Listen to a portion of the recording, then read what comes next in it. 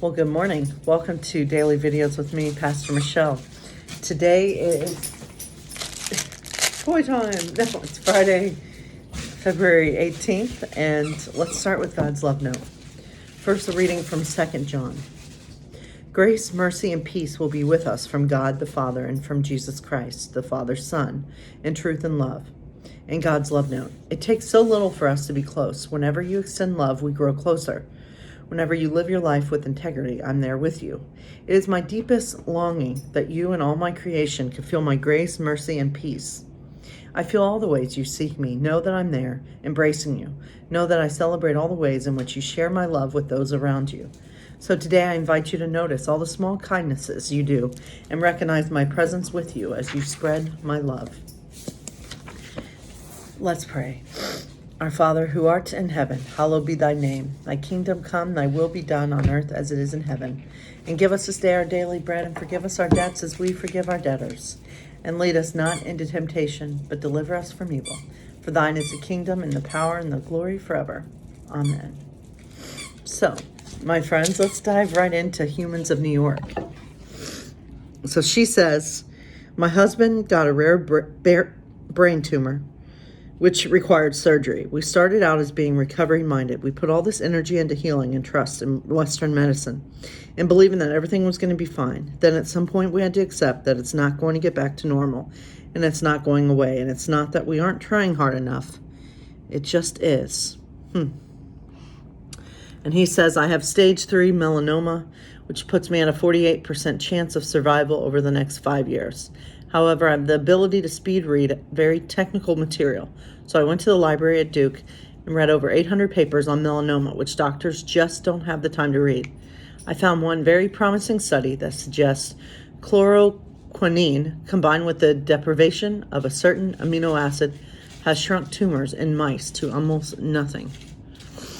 Well, good for him for doing some research on his own. I know I am on WebMD probably way more than I need to be. So anyway, I hope everyone's doing okay. I know this has been a winter with a lot of snow and a lot of snow days and staying inside. So I hope everyone's staying safe and hopefully having some time to play in the snow if snow is in your area. So here's our little girl, Lumi, wanting some love. So I do hope everyone's doing okay. Yeah, these are times, right? These are interesting times we're living in. So let's dive right into Mockingjay. The shock of hearing Haymitch's voice yesterday, of learning that he was not only functional, but had some measure of control over my life again, enraged me. I left the studio directly and refused to acknowledge his comments from the booth today. Even so, I knew immediately he was right about my performance. It took the whole of this morning for him to convince the others of my limitations, that I can't pull it off. I can't stand in a TV studio wearing a costume and makeup in a cloud of fake smoke and rally the districts to victory. It's amazing, really, how long I've survived the cameras. The credit for that, of course, goes to PETA. Alone, I can't be the Mockingjay. We gather around the huge table in command, Coin and her people, Plutarch, Fulvia, and my prep team, a group from 12 that includes Haymitch and Gail, but also a few others I can't explain, like Levy and Greasy Say. At the last minute, Finnick wheels Beatty in, accompanied by Dalton, the cattle expert from 10. I suppose that Coin has assembled this strange assortment of people as witnesses to my failure. However, it's Haymitch who welcomes everyone, and by his words, I understand that they have come at his personal invitation. This is the first time we've been in a room together since I clawed him. I avoid looking at him directly, but I catch a glimpse of his reflection in some of the shiny control consoles along the wall. He looks slightly yellow and has lost a lot of weight, giving him a shrunken appearance. For a second, I'm afraid he's dying. I have to remind myself that I don't care. The first thing Haymitch does is show the footage we've just shot. I seem to have reached some new low under Plutarch and Fulvia's guidance. Both my voice and body have a jerky, disjointed quality, like a puppet being manipulated by unseen forces. All right, would anyone like to argue that this is of use to us in winning the war? Haymitch says. No one does. That saves time. So let's all be quiet for a minute. I want everyone to think of one incident where Katniss genuinely moved you. Not where you were jealous of her hairstyle or her dress went up in flames or she made a halfway decent shot with an arrow. Not where Peeta was making you like her. I want to hear one moment where she made you feel something real. Quiet stretches out, and I'm beginning to think it will never end. When Levy speaks up, when she volunteered to take Prim's place at the reaping, because I'm sure she thought she was going to die. That's an excellent example, Haymitch says. He takes a purple marker and writes on a notepad. Volunteer for sister at reaping.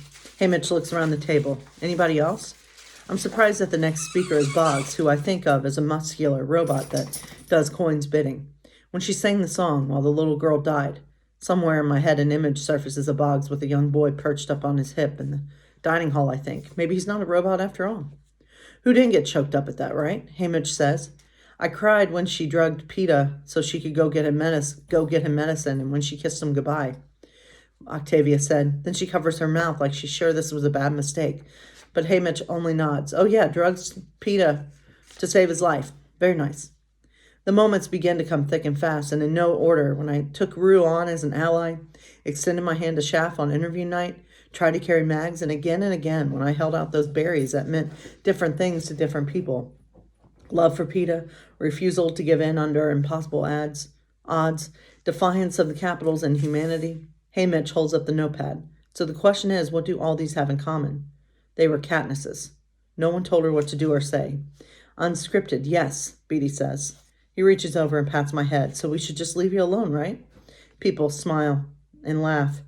I even smile a little. Well, that's all very nice, but not very helpful, says Fulvia peevishly. Unfortunately, her opportunities for being wonderful are rather limited here in 13. So unless you're suggesting we toss her in the middle of combat.